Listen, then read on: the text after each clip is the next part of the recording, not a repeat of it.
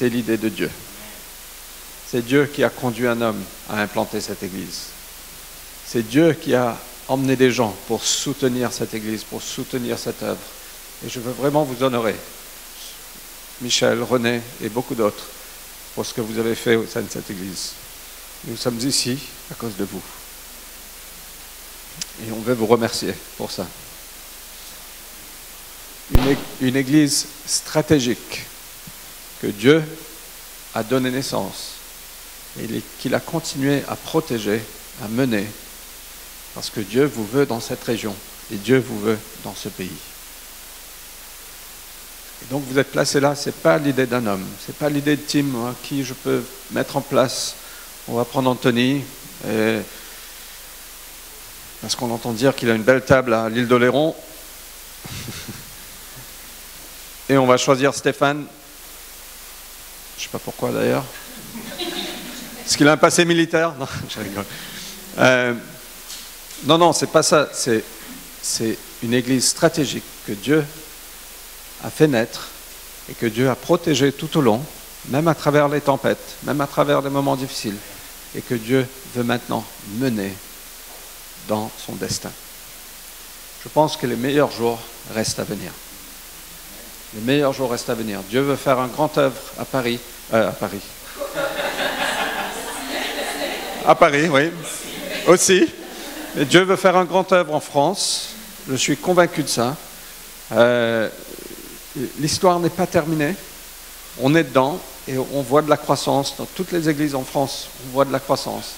Il y a un avenir et Dieu veut faire de belles choses. Et donc vous êtes une église stratégique, placée ici pour une raison. C'est un œuvre qui a démarré il y a longtemps, mais qui doit continuer encore pour longtemps. On va lire de Matthieu chapitre 16. Tim, est-ce que je peux emprunter ta Bible, s'il te plaît?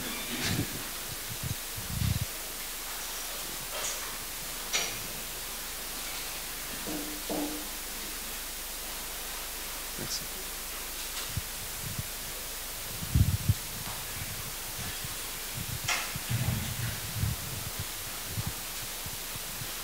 Je veux juste vous rappeler des choses que vous savez probablement, forcément. On va lire de Matthieu chapitre 16, versets 13 à 19.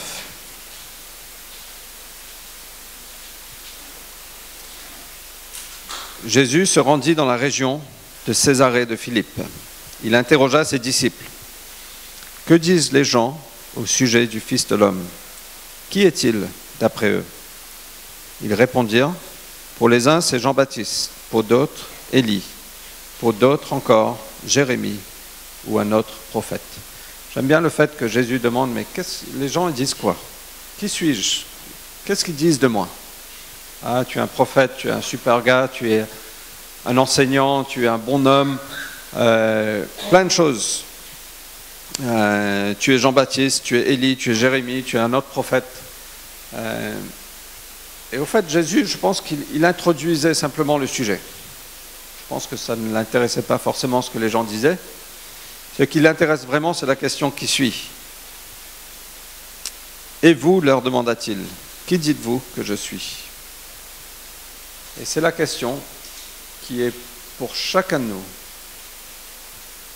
Qui dis-tu que Jésus est? Et c'est cette question qui est à la fondation de l'Église de Jésus-Christ. Simon-Pierre lui répondit, « Tu es le Messie, le Fils du Dieu vivant. » Tu es heureux, Simon, fils de Jonas, car ce n'est pas de toi-même que tu as trouvé cela, c'est mon Père céleste qui te l'a révélé. Et moi, je te déclare, tu es Pierre, et sur cette pierre, j'édifierai mon Église, contre laquelle la mort elle-même ne pourra rien. Je te donnerai les clés du royaume des cieux. Tous ceux que tu excluras sur la terre auront été exclus aux yeux de Dieu. Et tous ceux que tu accueilleras sur la terre auront été accueillis aux yeux de Dieu. Et c'est pas le christianisme n'est pas une idéologie qui est sans visage. C'est un Messie qui a été révélé. C'est notre Sauveur. Et on peut devenir focalisé sur la bonne théologie, sur la bonne pratique, sur tout ça, et perdre notre intimité et notre focalisation sur le Messie qui a été révélé sur la personne de Jésus-Christ. Je pense que dans la vie de l'Église, il y a eu plein d'erreurs, mais les églises qui persistent sont ceux qui sont focalisés sur Jésus-Christ, où Jésus est le centre de tout. Tu es le Messie, tu es le Sauveur, pas simplement le Sauveur des gens, mais tu es mon Sauveur. Et c'est la question, je pense que Jésus demande à chacun de nous, pour toi, qui suis-je? Et on doit être rappelé de ça souvent, pour toi, qui suis-je? Parce que c'est trop facile de tomber dans la performance, c'est trop facile de tomber sur, si on a la bonne théologie, alors on y arrivera, ou si on a un bon leadership, on y arrivera. Non, non, non, c'est Jésus-Christ qui est à la fondation de l'Église. C'est lui le début, mais c'est aussi lui la tête de l'Église. Quelqu'un a dit que l'Église n'est pas le centre du plan de Dieu. C'est Jésus qui est au centre du plan de Dieu. Mais l'Église est centrale au plan de Dieu. Il veut œuvrer à travers nous. Mais la question qu'il nous pose, c'est pour toi, qui suis-je? Pour toi, qui suis-je? Tu es le Sauveur, tu es le Messie, tu mérites tout honneur, tout est pour toi, tout est à toi. Et c'est cette révélation qui ont poussé les réformeurs des années passées, des siècles passés, à se lever, à être passionnés. J'ai été rappelé ce matin de ceux qui chantaient dans des assemblées, qui étaient pleins de passion, pleins de ferveur, parce qu'ils avaient découvert quelqu'un, le Sauveur. Et même les persécutions qu'on a pu connaître en France, en Europe, lors de la Réformation, rien de tout ça ne peut arrêter le royaume de Dieu. Parce que Jésus, c'est lui le Sauveur, c'est lui le Messie. Et ça ne changera jamais. Et donc si on a ça dans la fondation de l'Église, si on a ça dans chacun de nos cœurs, je pense que l'avenir est brillant. Parce qu'on se repose sur lui. Alors je veux juste évoquer deux, trois points. Je pense que quand Jésus-Christ est prominent dans l'Église, l'Église a un bel avenir. Je pense que si on se focalise sur lui, sur ce qu'il a fait, je pense que l'Église a un bel avenir. Pas un avenir facile, mais un avenir fructueux. En tant que vine, les vignes et les branches, les cèpes, on doit rester connecté à lui. Et c'est ça qui nous fait porter du fruit. Et donc Jésus a dit, je bâtirai, j'édifierai mon Église. Il a dit à Pierre, sur cette pierre, j'édifierai mon Église. Et la mort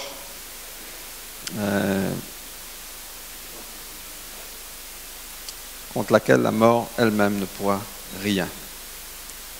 Sur cette révélation que Jésus est le Messie, j'édifierai mon Église. Je crois que c'est la vérité la plus importante qu'on doit avoir, pas simplement dans la tête, mais dans le cœur. Jésus, tu es mon Sauveur. Peu importe les tempêtes à travers lesquelles on passe, Jésus, c'est toi le Sauveur. Nous fixons nos yeux vers toi. Et c'est pour ça que j'aime honorer les générations avant nous. Parce qu'ils ont gardé les yeux fixés sur Jésus. Sinon, on ne serait pas là. Mais notre rôle, notre responsabilité, c'est de garder nos yeux fixés sur lui. C'est toi le Sauveur, c'est toi le Messie. Peu importe les saisons. Et je sais que parmi nous, il y a certains qui sont dans une tempête, certainement. Certains sont dans l'incertitude, certains sont dans le bonheur, certains sont dans l'abondance, certains sont dans le manque. Gardons nos yeux fixés sur lui. C'est toi notre Sauveur. Et c'est sur cette révélation que Jésus veut bâtir son Église. Donc cette phrase « J'édifierai mon Église », et c'est ce qui se passe ce matin avec l'ordination d'anciens. Jésus est en train de bâtir son Église. Et pas que. À travers vous, Jésus est en train de bâtir son Église.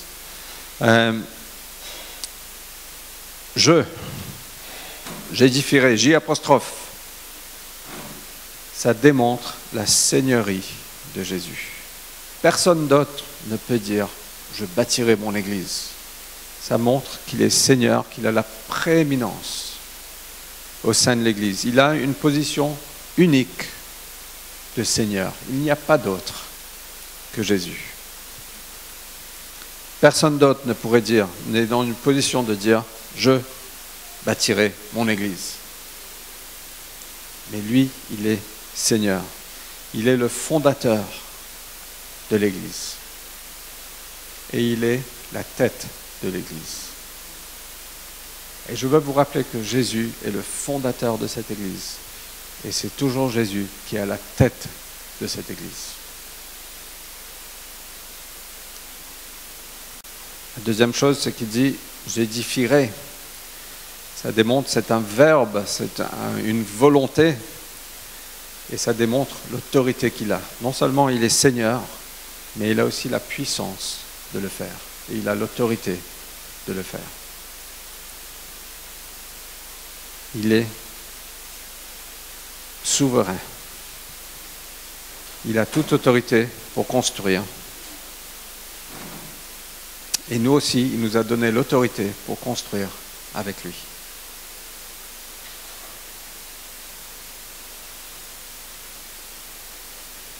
J'édifierai, ça démontre aussi sa priorité, son travail. Donc il est Seigneur, il a toute autorité et il a aussi une priorité. Il n'a pas dit j'édifierai votre carrière, j'édifierai votre compte bancaire, j'édifierai votre bonheur. Non, il a dit j'édifierai mon Église, c'est sa priorité. Il veut bâtir son Église. Une des choses que Dieu fait dans le monde aujourd'hui, je ne sais pas si vous vous êtes déjà posé la question, Dieu, qu'est-ce que tu fais dans le monde aujourd'hui? Une des choses qu'il fait, et qu'il a fait depuis très longtemps et qu'il continuera à faire, c'est qu'il prépare une épouse pour son fils. Et Dieu est à l'œuvre en train de préparer une épouse pour son fils. Que quand Jésus reviendra, elle sera glorieuse et radiante. Ça ne dit pas ça, radiante, je crois. Ça, c'est un mot inventé de l'anglais, peut-être.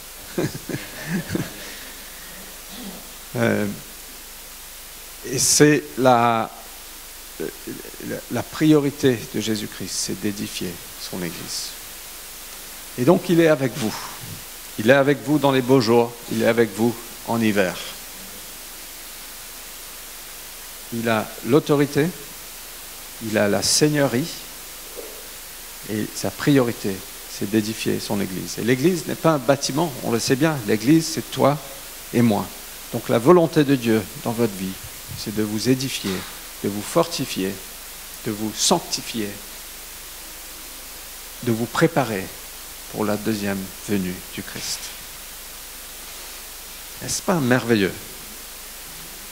C'est sa priorité. Il nous aime tellement qu'il ne veut pas nous laisser là où nous sommes. Et il nous appelle, chacun de nous. Il n'a jamais terminé de travailler en nous. On n'est jamais arrivé. Paul a pu dire, j'ai terminé ma course. Donc peut-être un jour on arrivera à dire ça. Mais moi en tout cas, je n'ai pas terminé ma course. Je pense que la grande majorité ici n'a pas terminé sa course. Dieu n'a jamais terminé de travailler en nous. Et que cet évangile vient nous impacter. Tu es qui, Seigneur? Tu es le Messie, tu es mon Sauveur. Viens me libérer des chaînes que j'ai, viens me libérer des choses avec qui je fais bataille. Viens me donner la foi, viens souffler en moi, viens amener cette foi à la perfection. parce qu'il a une course pour toi, il a une course pour moi, et nous sommes appelés à courir avec endurance. Hébreux chapitre 12, nous sommes appelés à laisser derrière tous les fardeaux, tous les péchés qui nous enchaînent, fixer nos yeux sur Jésus et courir cette course avec endurance. Pourquoi? Parce que Dieu a un avenir pour toi, pour moi, pour chacun de nous, pour nous ensemble, pour cette Église. J'édifierai mon Église. C'est la priorité de Jésus. Après ça, il dit « mon ». J'édifierai mon. C'est son Église. Ça parle de possession. C'est lui le propriétaire de l'Église. Nous sommes simplement des responsables pour un temps. Il a commencé bien avant nous. C'est lui le fondateur de l'Église, il y a 2000 ans, ou 61 ans pour cette Église locale. Mais c'est son Église. Ça ne nous appartient pas. Ça n'appartient pas à Tim et Nadine, ça n'appartient pas aux anciens. Ils sont simplement responsables pour un temps, pour protéger, pour mener, pour guider, pour nourrir.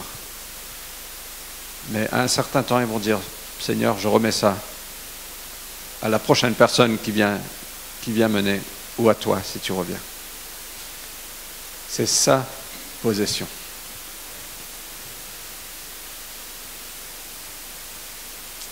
J'édifierai mon Église. Et ce n'est pas un bâtiment, c'est un appel sur chacun de nous. Parce que Dieu a un destin pour toi, il a un destin pour moi, pour chacun de nous. Peu importe ton âge, peu importe ta génération, peu importe ta couleur, peu importe ton statut économique, Dieu a un destin pour toi. Et à travers toi. Pour les générations à venir. Donc c'est un moment stratégique dans la vie de l'Église. Mais je veux vous rappeler que il y a une raison stratégique. C'est pour ce que Dieu veut faire. Et vous êtes une Église stratégique. On est appelé à étendre le royaume de Dieu, d'être des témoins pour lui, d'être des ambassadeurs pour le Christ. Et sa priorité, c'est de venir édifier, vous construire, vous remettre sur les pieds parfois, vous libérer et vous mettre sur le chemin pour que vous puissiez marcher dans l'héritage et dans le destin qu'il a pour vous. Et ça commence avec cette révélation. Toi, qui dis-tu que je suis? Tu es le Messie, c'est toi le Sauveur. Nous n'avons pas la réponse sans Jésus. Nous n'avons pas la réponse. C'est toi le Sauveur. Le Fils du Dieu vivant. C'est toi Dieu. Et la seule chose qu'on peut faire, c'est de nous mettre à genoux et dire, Seigneur, c'est toi le Seigneur, c'est pas moi. C'est toi le Sauveur, c'est pas moi. On peut penser parfois, mais j'ai pas envie de tout ça, moi j'ai envie de cheminer tout seul, j'ai envie de faire ma vie, j'ai pas envie de toutes ces contraintes. Mais on arrivera à un moment, on dira, Seigneur, c'est toi le Sauveur, c'est toi le Seigneur. Je n'ai pas la réponse.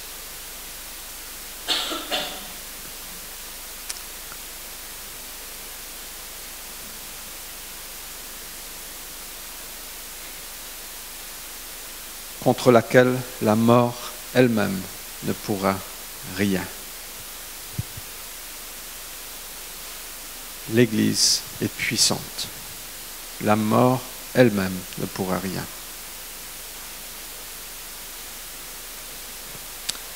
Quand on regarde dans l'histoire de l'Église, combien de fois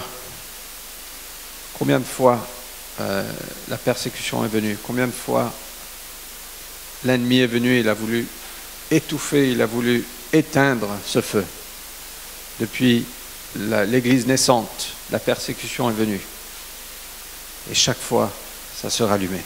Chaque fois, ça se rallumait. Parfois, ça brûlait encore plus ardemment. Et on vit dans une saison où on a très peu de persécutions. Mais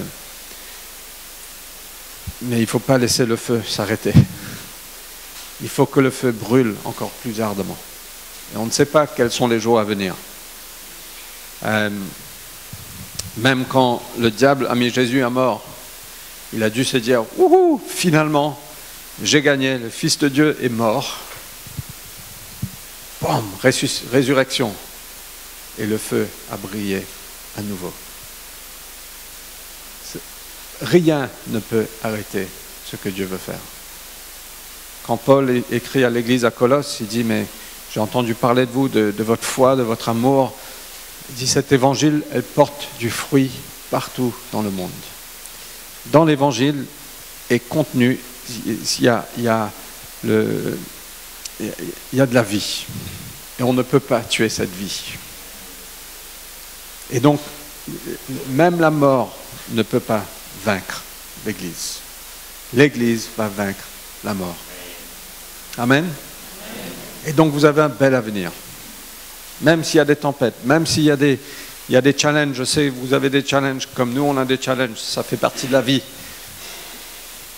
Mais le Sauveur est dans la fondation de qui vous êtes.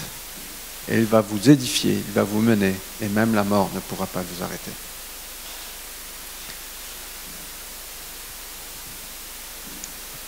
Je te donnerai les clés du royaume des cieux. Tous ceux que tu excluras sur la terre auront été exclus aux yeux de Dieu, et tous ceux que tu accueilleras sur la terre auront été accueillis aux yeux de Dieu. Je ne comprends pas tout à fait ce passage, au fait, pour être honnête. C'est pas bien quand un prédicateur dit ça, ça donne pas confiance, mais je veux juste être honnête avec vous. Je ne comprends pas tout ce que ça veut dire. Mais une chose que je sais, c'est que Dieu nous a donné l'autorité. Et donc l'Église n'est pas le centre du plan de Dieu. Jésus est le centre du plan de Dieu, mais l'Église est centrale au plan de Dieu. C'est-à-dire qu'il veut qu'on se rassemble, il veut qu'à travers nous, à travers vous, à travers toi, moi, à travers nous, ensemble, de façon corporate, collectif, on va avancer le royaume de Dieu, on va briller la lumière et on va chasser les ténèbres. Donc, ce n'est pas simplement être dans cette posture « Ah, Jésus, tu bâtis ton église, je n'ai rien à faire. » Non, non, il nous a donné l'autorité pour avancer son royaume. Et donc, l'église, c'est le plan de Dieu. Ce n'est pas le plan B. C'est son plan. Je ne sais pas si vous avez entendu l'histoire un jour quand Jésus est monté au ciel et les anges l'ont demandé « Alors, raconte-nous, qu'est-ce qui s'est passé ? Tu as dû avoir des choses incroyables. Combien de millions, combien de milliards ont été sauvés? Raconte-nous, Jésus. » Et Jésus a dit, au fait, non, il y a 120 personnes. J'ai 120 disciples. Et parmi eux, il y a vraiment 11 qui sont vraiment très proches de moi. J'ai investi toute ma vie en eux.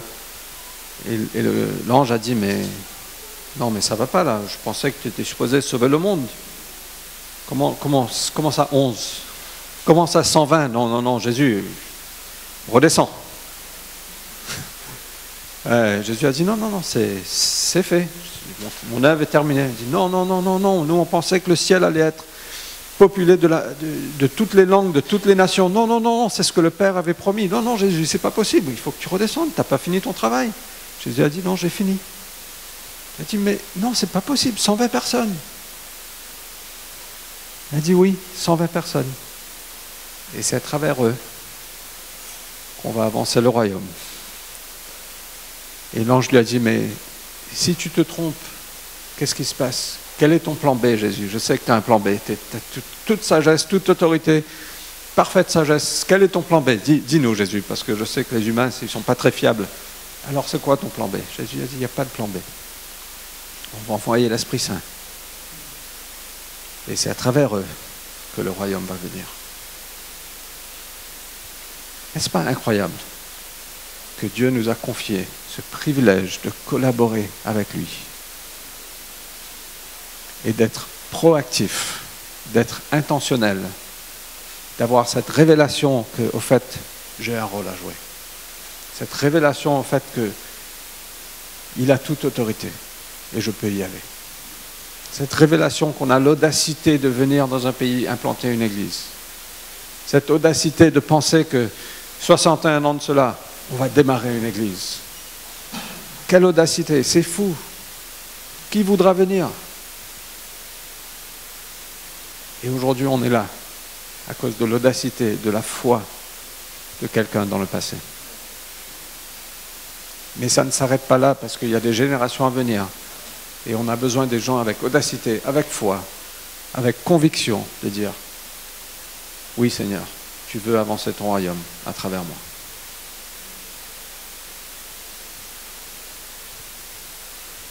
Donc c'est le plan de Dieu. L'Église est proactive.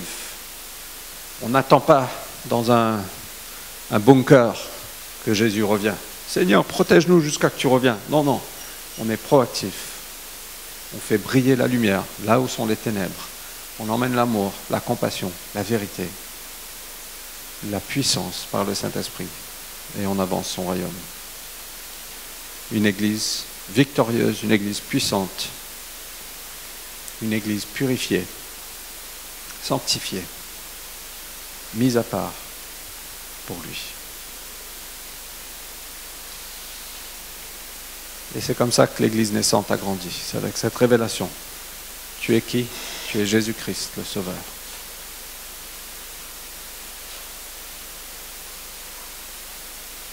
Donc, qu'est-ce que ça veut dire pour toi et pour moi? Et je termine avec ça. Ça veut dire qu'on doit être convaincu que Dieu nous a placés ici. Que tu dois être convaincu que Dieu t'a placé ici et que tu as un rôle à jouer. L'Église est le plan de Dieu. Tu ne peux pas être connecté à Jésus et être déconnecté de son corps. On ne voit pas ça aucune part. Ça n'a pas de sens. Chaque brique a besoin d'un mur. Chaque brebis a besoin d'un troupeau. Sois convaincu, c'est le plan de Dieu. Chaque arbre a besoin d'être implanté.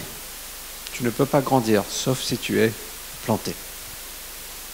Donc sois convaincu que l'Église, c'est le plan de Dieu. Et donne-toi à servir, à encourager, à...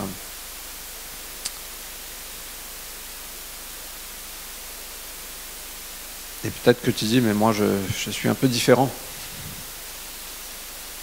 Et je ne sens pas que je fais partie dans cette église. Je suis un peu différent des autres. En fait, Dieu va te faire fitten, comment on dit ça? Oui, Dieu va te donner ta place. Parce que nous sommes tous différents. Et on pense tous que moi, je suis différent. Je vous garantis, 90% d'entre nous, quand on est arrivé ici, la première fois, on a pensé, je suis un peu différent de cette église. C'est certain. Et donc, votre pensée, mais moi, je suis un peu différent des autres, j'ai pas trop ma place. Les gens ne vont pas trop m'accepter. Et j'ai pas trop envie de devenir comme eux. On s'est tous dit ça, non? À un moment. Mais tu as ta place, parce que Dieu va faire ta place. Dans Ésaïe 43, au 41, Dieu dit, je vais mettre dans le désert des cédars, des acacias, des myrtes, pour les botaniques, vous pouvez me dire, des oliviers, et au fait, plein de buissons, plein d'arbustes. Mais ce qui est étrange avec tout ça, c'est que normalement, ces buissons, ces arbustes, n'ont aucune place dans le désert, premièrement, et ils n'ont aucun lien les uns avec les autres. Ils n'ont aucune place ensemble. Généralement, ils se battent. Mais la communauté surnaturelle de Dieu, c'est qu'il va prendre des buissons qui piquent et des oliviers qui produisent des olives magnifiques, que j'adore, et il nous met ensemble. Donc tu as ta place. Ce n'est pas une excuse de dire je suis différent. Tu es différent, je suis différent, nous sommes tous différents. Mais Dieu nous met ensemble. Enracine-toi. Sois soumis au leadership qu'on va voir dans un petit moment. Deuxièmement, engage-toi à ce que Dieu fait ici. Engage-toi aux réunions, engage-toi à la vision, engage-toi à ce que Dieu fait.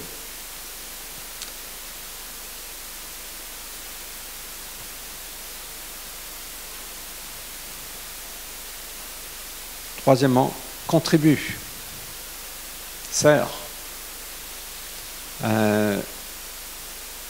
Il y a plus de donneurs que de donner que de recevoir. Ça a été prouvé scientifiquement, apparemment. C'est ce que quelqu'un m'a dit, je n'ai pas étudié le sujet, mais qu'on a plus de bonheur de donner que de recevoir. Et donc, quand on donne, quand on sert, avec notre temps, nos talents, nos trésors financiers également, on est plus heureux. Donc, ceux qui traversent par une période difficile, une des meilleures choses que vous pouvez faire, au lieu d'attendre d'être encouragé et d'être servi, c'est au contraire encourager et servir. Et peut-être que c'est là la clé de sortir des moments difficiles. Parce que ça donne de la joie de donner. Donc contribuez.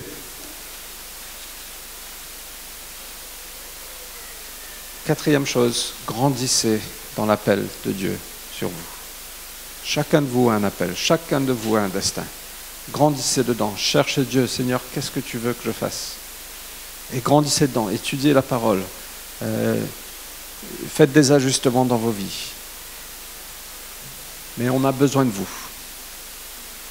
On a besoin de chacun. On a besoin de vous, on a besoin que vous grandissiez dans l'appel que Dieu a pour vous. Les générations à venir ont besoin de vous. Et dernière chose, parfois, il faut partir. C'est-à-dire, suivez le Seigneur.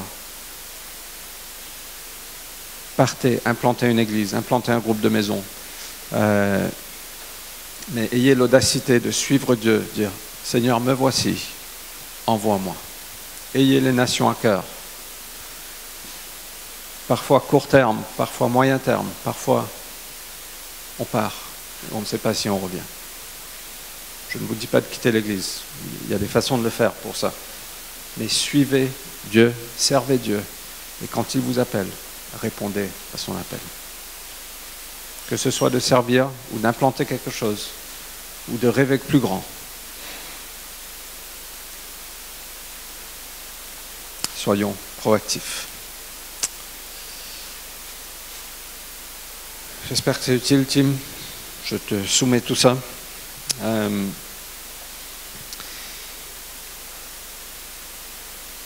Donc moi, je vais vous demander, avant d'appeler les anciens à venir, et on va prier pour eux,